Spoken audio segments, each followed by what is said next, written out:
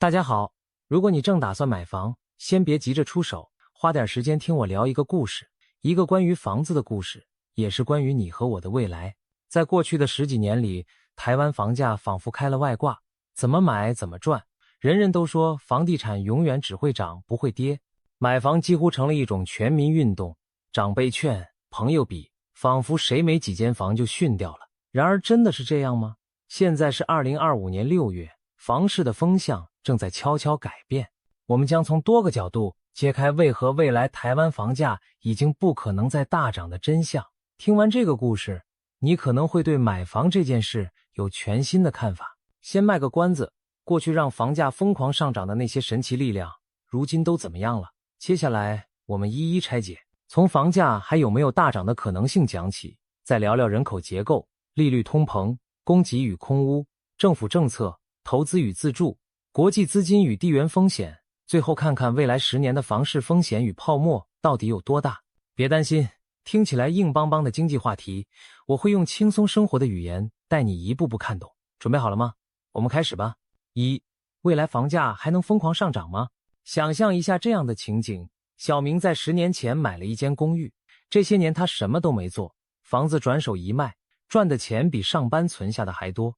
这种睡觉也会增值的好事，曾经真实的发生在许多台湾家庭身上。从大约2005年起，一路到2021年左右，台湾房价经历了所谓的无脑涨时代，随便买随便卖都赚。因此很多人习惯性的认为房价只会涨不会跌，现在不赶快上车，以后只会买不起。但现在时代不一样了，我们不妨问问自己，支撑过去房价一路狂飙的动力现在还在吗？事实上，回顾过去10几年，房价能够连涨16年，主要靠的是4大波景气循环，每一波背后都有2大推手。第一，政府推出的刺激房地产政策；第二，全球疯狂印钞的宽松货币，也就是量化宽松政策。简单来说，就是政策给糖吃，钱多的没地方去，房价当然跟着一路飞天。然而风水轮流转，当全球进入升息循环，热钱没那么泛滥，房市往往立刻从火热转为冰点。每次当钱变贵，贷款变难时，房市仿佛被当头泼了一盆冷水，买气瞬间冷却下来。就在去年，台湾央行实施了第7波房市信用管制，也就是俗称的打房措施。央行总裁明确表示，要银行对房贷风险提高警觉，不要再像过去那样无节制放款。同时，国际上利率节节升高，钱变贵了，政府也没有空间再祭出什么让房价狂飙的甜头政策，少了宽松的前朝和政府的猛踩油门，未来房价还想像以前那样疯狂大涨，几乎是不可能的了。现在市场上流传一句话，现在不管怎么买都是贵，这可不是耸人听闻。如果我们再用过去早买早赚，房子不会赔的老观念冲进场，恐怕真的要付出惨痛的学费。2. 人口雪崩，少子化对房市的冲击。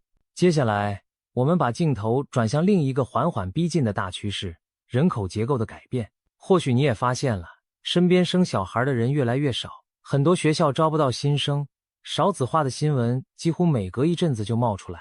这不是错觉，台湾已经在2021年开始出现人口负成长，出生的人口少于死亡的人口，而且每年的出生数还在不断创新低。可以说孩子变少了，老人变多了，这对房地产市场会带来什么影响呢？想象2030年的某一天，那时全台总人口将跌破2300万人，人口比现在还要少几十万，而且平均年龄逼近50岁，街上每3、4个人就有1位是银发族。年轻人去哪儿了？少子化加上年轻世代出国发展的趋势，导致青壮年人口锐减，10年后想买房的人口基础恐怕比现在还要少很多。更长远，看到2039年，台湾每3个人就有1个超过65岁，可以说整个社会严重老化。人口结构改变对房市的影响是潜移默化但深远的。首先，适婚适育年龄的年轻人减少，意味着新成立的家庭变少。过去撑起房市需求的重要族群，新婚夫妇、年轻家庭将越来越稀少。没有源源不绝的新买家，房子的需求怎么可能像以前一样热络？其次，家庭小型化趋势虽然在一定程度上支撑了住宅需求，比如1家5口变成2户、1家2、3口的小家庭，但当人口总数持续下降时，这种支撑终究有极限。再小的家庭也需要有人口做底啊。当买房的人变少，房价要涨，凭的是什么？或许有人会说，就算总人口减少，大家还是想往都市挤，市中心房子永远抢手吧。确实，人口外流会让偏乡的房子先遭殃，这点我们有目共睹。但城市真的安全吗？城市的人口红利也在减退，6都当中，有的已经出现人口停滞甚至下滑。当年轻人负担不起大城市房价，干脆不生小孩甚至不组家庭时，城市房市的接棒力道也在减弱。日本在泡沫时代，谁能想到东京房价有一天会停滞甚至下跌呢？但高龄少子化的现实让日本房价沉寂了几十年，许多乡下房子甚至送人都没人要。台湾不至于走到房子白送的地步，但人口结构的巨变绝对是房市继续上涨的一大绊脚石。最后别忘了，高龄化还带来一个问题，房子的传承与抛售。当大批婴儿潮世代逐渐迈入耄耋高龄，他们名下的房产将何去何从？如果子女本来就少甚至没有，到时候房子可能只有出售意图。未来10年、20年，可能会有越来越多的房子因为继承或长辈过世而流入市场，接手的人却变少了，市场供过于求的压力只会越来越明显。3. 钱变贵了，利率、通膨与贷款环境。说完人口，再来聊聊钱的故事。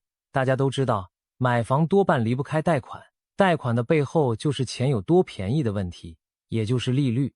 回想几年前，那简直是购屋贷款的黄金时代，利率超低，银行钱借出去几乎不要利息。2020年前后，有些房贷利率不到 1.3%， 真的是银行帮你缴房租的感觉。钱便宜，月付低，很多人才敢大胆借一大笔钱去追高房价。但是从2022年开始，随着国际通货膨胀失控，各国央行纷纷升息，钱不再便宜，贷款环境急转直下。台湾央行虽然升息幅度没有美国那么猛，但几次下来也让房贷利率爬升到接近 2%甚至以上。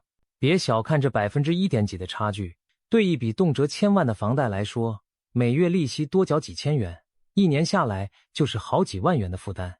对年轻家庭而言，这可能是育儿教育或日常开销的一大块钱。想象一对小夫妻贷款买房，本来月供3万3，现在变成将近4万元，腰杆再硬也难免冒冷汗。除了利率上升，银行的贷款态度也没以前那么宽松了。前面提到央行持续打房，就是要银行对贷款风险吹毛求疵。一些投资客想多贷一点，杠杆开高高，现在可没那么容易。银行对第2栋以上房屋、非自住房的贷款成数和利率都变严格，宁可少做生意，也不要日后呆账满天飞。整体来说，现在想用钱滚钱炒房变难了。一般自住客想贷到高成数也不容易，没个3成以上自备款别想买房。再谈谈通货膨胀本身对房市的影响。直观上，通膨高企时，很多实体资产价格容易上涨，因为大家觉得钱不值钱了，干脆买房保值。所以理论上，通膨对房价有撑，但现实很骨感。台湾薪资涨幅远远追不上通膨和房价涨幅。换句话说，老百姓手里虽然看到薪水数字变大了，但购买力并没有同步变强。在物价上涨、生活成本提高的压力下，年轻世代更难存钱，凑不出头期款就买不起房。通膨还意味着央行不敢降息，因为钱一旦变便宜，可能让物价更可怕。这就形成一个夹击，通膨让日子难过，升息让贷款变贵，双重挤压下，购屋的欲望和能力都被削弱了。还有一点容易被忽略的是建筑成本。近年原物料上涨，工资上涨，新建房屋的成本其实比以前高不少。一些建商叫苦，说盖房子不赚钱了，这是他们不愿意降价的一个借口。但是成本增加也意味着未来如果经济不济，停工烂尾楼的风险可能上升，因为预算压力大，对房市来说也不是好消息。利率、通膨、成本、贷款政策环环相扣，共同决定了未来买房不再像前些年那般轻松写意。4. 房子这么多，谁来买？供给过剩与空屋现象。谈了需求和钱，现在我们来看看房子的供给面。台湾房子真的不够住吗？很多人挂在嘴边的一句话是台湾地狭人稠，房子永远不够，难怪房价只涨不跌。乍听很有道理，但事实真是如此吗？让我们用几个场景来感受一下供给的现实。晚上9点，你站在台北市某处豪宅区，抬头一看，高楼大厦灯火通明，不，许多窗户黑压压一片，那些不是没人住，就是没卖出去的新房。再走一走郊区的新开发重划区，一排排崭新的大楼矗立，但白天几乎看不到几个人进出，仿佛一座座现代空城。其实，台湾有相当可观的房屋空置率。根据内政部统计，最近一年度全台空屋率约 9% 多，换算起来将近1成房子没人在住，全台可能有数十万甚至近100万户房屋是空着的。如果你听到这里感到惊讶，别担心，多数人都被房子不够的迷思误导太久了。特别是近几年，预售屋和新成屋大量兴建，但卖不掉的库存越积越多。统计显示，屋龄5年以内的新屋在某些县市的空置率惊人，基隆、高雄等地甚至超过3成，新北、台南也接近3成，就连台北市都有大约1/4的新屋5年内没人入住。这些数据告诉我们什么？告诉我们供给并非不足，而是严重过剩，只是这些房子要不还捏在建商手上，要不在投资客手中没释出而已。一旦某天他们决定抛售，市场上将涌出海量的卖压。说到这里，就不得不提台湾特殊的囤房文化。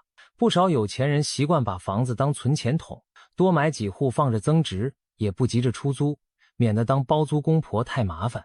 反正之前房价年年涨，不住也不租，空着都在涨价，何乐而不为？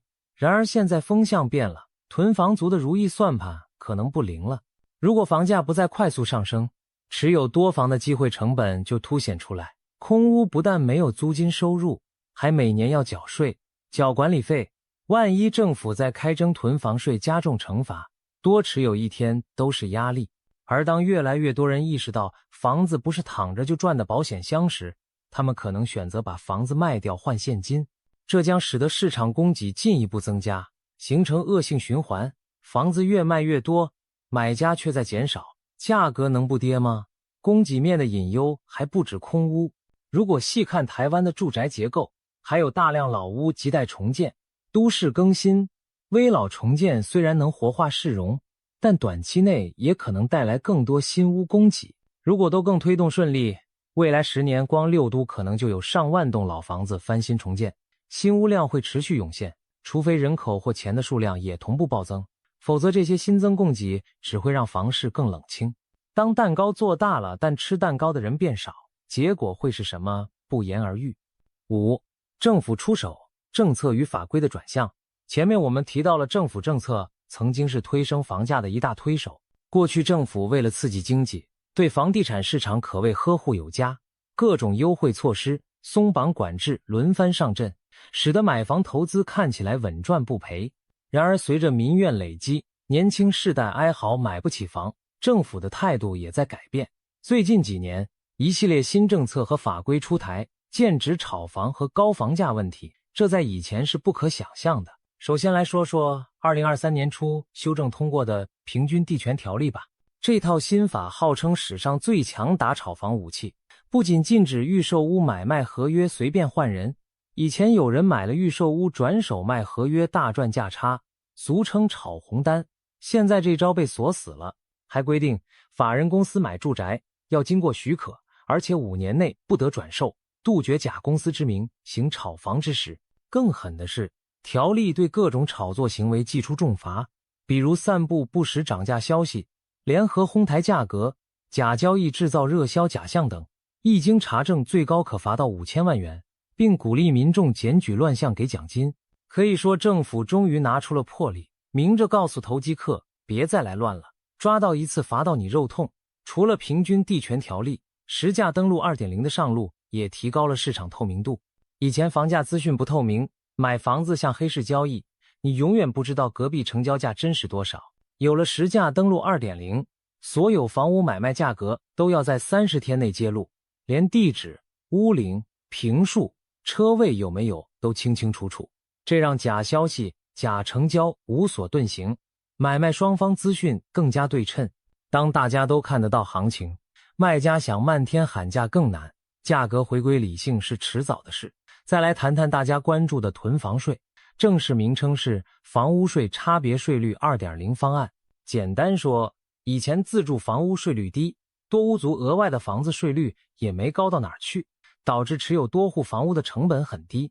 很多人名下10几户房子，每年缴的税可能还比不上租金收益的零头，难怪囤房成风。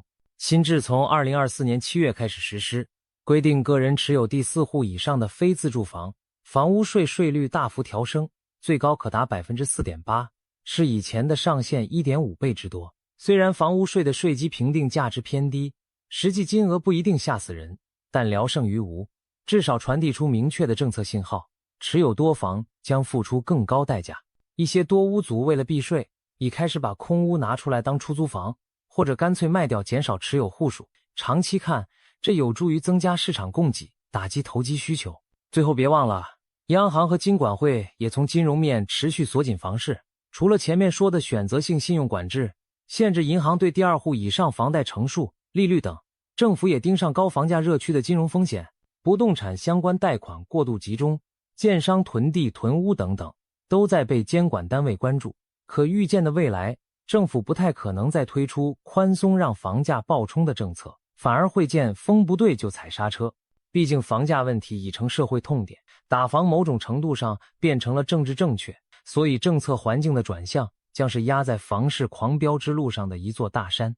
6. 投资客退场，自住当道。曾几何时，房市里唱主角的是背着现金、公事包杀进售楼中心的投资客，他们眼光毒辣，出手快很准。今天买进预售屋红单，明天转手马上赚100万。一般自住型买家根本抢不过这些专业炒家，只能眼睁睁看着房价被他们炒高，再咬牙接盘。但这一幕在最近2年发生了重大改变，投资客明显变少了。原因很简单，市场环境变了，炒房没那么好赚了。首先，当房价进入高档盘整甚至下修阶段时，投资客最怕的事发生了，买到手的房子赚不出去，或者卖了不赚反赔。过去10几年，他们习惯买了等涨，涨了再卖，这招现在不好使，房价不涨他们就没利可图。再加上前面提到政府法规把预售炒作的路堵死，很多短线客干脆不玩了。交易量的萎缩也让投资客却步，市场没量代表流动性差，万一想跑都跑不掉。想想看，一个投资客手上3、5间房，忽然成交量腰斩，他想卖个2间套现都找不到买家，这风险太高了。另一方面，自住买盘的心态也在转变。以前很多自住购屋者看到房价年年涨，生怕晚买就更贵，所以咬紧牙关也要赶快上车。可是当大家普遍预期未来房价涨不动，甚至可能下跌，买方态度就从焦虑变成观望了。根据房仲业者调查，现在有接近80%的民众认为买房应该至少再等1年以上，甚至觉得2026年之后或许才是比较好的时机。也就是说，大多数潜在买家并不急着现在买，他们更愿意等等看。毕竟房价这么高，再硬着头皮买恐成接盘侠，不如先存钱观望市场变化。投资客退场和自住买家观望带来的直接影响就是交易量大幅下滑。以今年年初为例，2025年1月，全台6都的房屋买卖移转栋数比去年同期骤减了40%以上，创下金融海啸后少见的成交惨况。量缩通常是价跌的前兆，当卖的人多，买的人少，价格势必要松动才能重新吸引买气。现在已经有不少社区出现溢价空间明显扩大，房东降价求售的案例。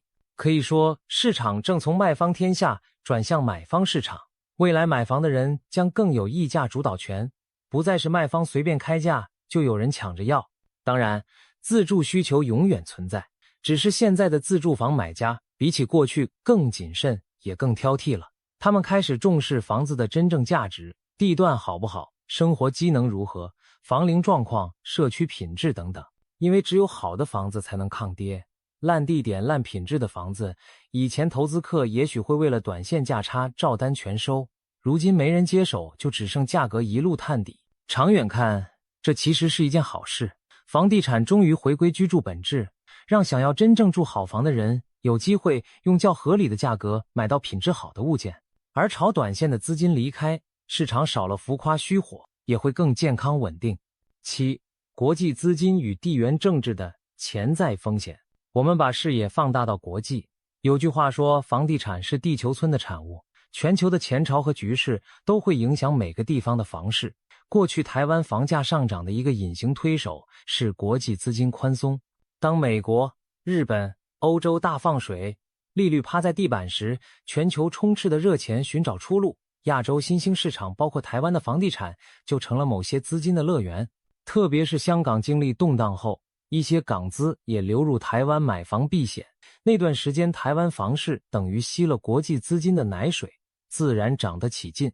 但是现在情况反了过来，全球资金环境紧缩，美国联准会几次升息，把资金成本拉高到金融海啸以来未见的水准。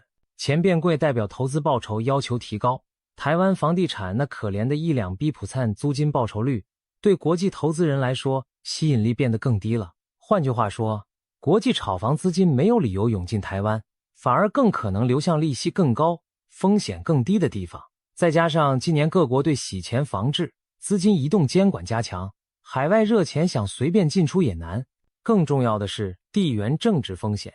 老实说，国际投资圈对台湾有个隐忧，始终挥之不去，那就是海峡两岸的紧张关系。自从乌克兰危机以来，很多外国人开始关注台湾海峡的风吹草动。对大型投资机构而言，台湾有爆发冲突的风险这件事，可能极大降低他们在台长期投资房地产的意愿。毕竟谁也不想房子哪天变占地废墟。虽然身在台湾的我们或许觉得战争几率不高，但资金是胆小的鹿，一有风吹草动就会逃走。事实上，有一些富裕的台湾人自己都在海外置产，移民分散风险，更何况外资。除了战争风险，国际政治经济的不确定性也很多。美中对抗，全球供应链重组，如果台湾经济受到波及，房地产不可能独善其身。再比如说，万一国际上哪天资金大撤退，新兴市场爆发金融危机，那时候台湾的房市恐怕会首当其冲遭受打击。回想1997年的亚洲金融风暴或2008年的全球金融海啸，房价都有明显下跌过。只是当时台湾因为后来马上有宽松政策救场，跌幅不算惨。但下一次如果再来，政府或许没有子弹了，毕竟现在利率不低，房价也在高点，那时候房价的调整压力可想而知。总之，从国际角度看，未来支撑台湾房价继续上涨的外力并没有什么着落，反而存在不少让房价下行的外部风险。买房这件曾经被视为最稳当的投资，现在也要考虑黑天鹅事件了。虽然我们希望永远不要遇到，但未雨绸缪总是好的。8. 泡沫会破吗？未来10年的风险展望。聊了这么多，你可能心里冒出终极疑问，所以房地产泡沫会不会破？会跌多少？什么时候跌？没有水晶球能精准预测未来，但我们可以合理推测，未来10年内台湾房市发生调整的几率相当高，大涨的可能性微乎其微。所谓泡沫破裂，可以理解为房价出现剧烈下跌，市场信心崩溃的状况。这种情景在台湾历史上其实不多见，上一次比较像样的房市跌势要追溯到1990年代初，泡沫经济破灭时期和2010年代中奢侈税刚上路时。即便如此，那几次房价回档后过没几年又涨回去了。但这次可能不一样了，因为前面我们列举的那些因素从来没有同时在台湾出现过现在这样的组合。最乐观的说法是软着陆，房价不大涨也不暴跌，就这样高档盘旋，等着通货膨胀和所得慢慢追上来。软着陆的前提是没有重大外部冲击，国内经济稳定成长，房价用时间换取空间，可能横盘10年，等到民众收入提高，实质负担降低，这对已买房的人来说算是不错的结局，对想买房的人则意味着要有耐心熬时间。但也有专家认为，房价要真正回归合理，硬着陆迟早得来一次。所谓硬着陆，就是明显的价格下修甚至泡沫破裂。比如在某些催化剂作用下，房价连续几年每年跌个2成，直到跌掉3、4成，市场买卖信心重挫。催化剂可能是利率再大幅上升，经济衰退严重，或某种金融危机，尤其大家现在普遍负债比以前高，经不起太大风浪。如果真的发生大规模房价下跌，很多之前高点买房的人恐怕会出现资产净值为负的窘境，引发连锁的断头卖压，变成恶性循环。这种崩跌场景不是没有可能，只是不知道会不会在未来10年内上演。悲观的人甚至点名2026年前后风险最大，因为那时候前几年撑着不降价的卖家可能熬不住了，各种延迟效应开始爆发。更可能的情境其实介于软着陆和硬着陆之间，局部泡沫破灭，整体缓步下调。也就是说，不同地区、不同类型的房子命运可能大不同，品质差、地段不好的房子可能跌很惨，甚至几乎腰斩。特别是一些投资客集中的炒作区，一旦破灭会很凄凉。相反，一些供需关系健康、地段佳且稀有的物件，可能只是小幅修正或盘整，撑过这波调整后还是保有价值。总体平均而言，未来10年房价缓步下行或震荡盘整，让房价所得比等指标慢慢回到合理水平，这应该是较高概率事件。值得注意的是，台湾房市有个特色，资金体制相对稳健，多数屋主贷款成数没有很高，银行也相对保守，因此很多人即便房价下跌也不至于立刻断头卖屋，他们宁可不卖也不想赔本。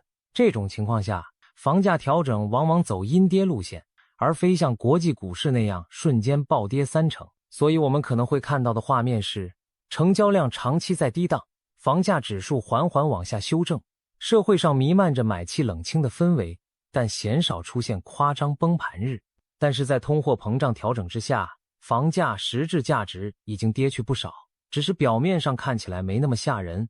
总而言之，未来10年内要房价再出现先前那种疯狂飙涨已经非常困难，反而是各种风险在累积，让房价高处不胜寒。这对那些期待房价永远涨的人来说或许很失望，对梦想房价大跌捡便宜的人而言又嫌不够痛快。但对台湾整体社会长期稳定来说，其实未尝不是件好事。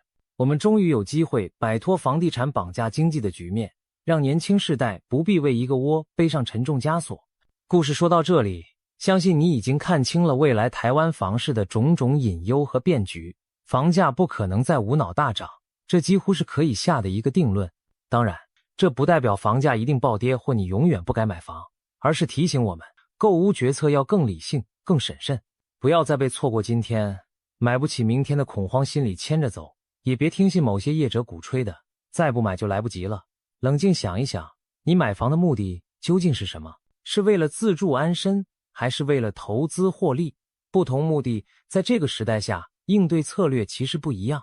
如果你是刚需自住，现在最大的好处是有更多时间挑选和谈判，房市不再疯牛乱跳，你可以货比三家，慢慢看，多比较，不用担心晚一点买房价就涨一大截。相反，或许再等等，还有机会碰到屋主降价释出的好康。挑房时特别注意地段和房屋结构品质，宁可小一点、远一点，也要选个未来抗跌、自己住得舒心的。千万别因为卖方一句之后这区要涨就头脑发热。这年头，只有适合自己的房子才值得下手，不适合的就算打折也别勉强。如果你是投资型买家，那更要小心。过去闭着眼买房都能赚的日子结束了，未来房地产投资可能比拼的是眼光和耐心，而不是胆大和杠杆。现阶段与其追求短线暴利，不如考虑长期经营，例如挑选可以稳定出租、有现金流的物件，或者透过房地产信托基金等渠道分散风险。毕竟大环境不支持暴涨，你的投资预期也要调整，脚踏实地看收益，而非幻想资本利得翻倍。最后，我们回到影片开头的初衷，在你看完这部片之前，千万别冲动买房。希望经过这番深入浅出的分析，你对台湾房价未来走向有了更清晰的认识。房地产不是洪水猛兽，也不是绝对的保险箱，它跟人口、经济、政策、全球局势都息息相关。买房子其实就是买未来10几年的生活与负担，所以多做功课，想清楚再行动，永远不嫌晚。谢谢你的耐心收看，希望这个分享能帮助你在房市狂雾中看清一丝方向。如果你觉得内容对你有启发，欢迎点赞分享给有需要的朋友。我是某某，我们下次见。祝大家都能做出最适合自己的选择。房子可以晚点买，但人生不能重来。好好把握属于你的未来。我们下回再见，拜拜。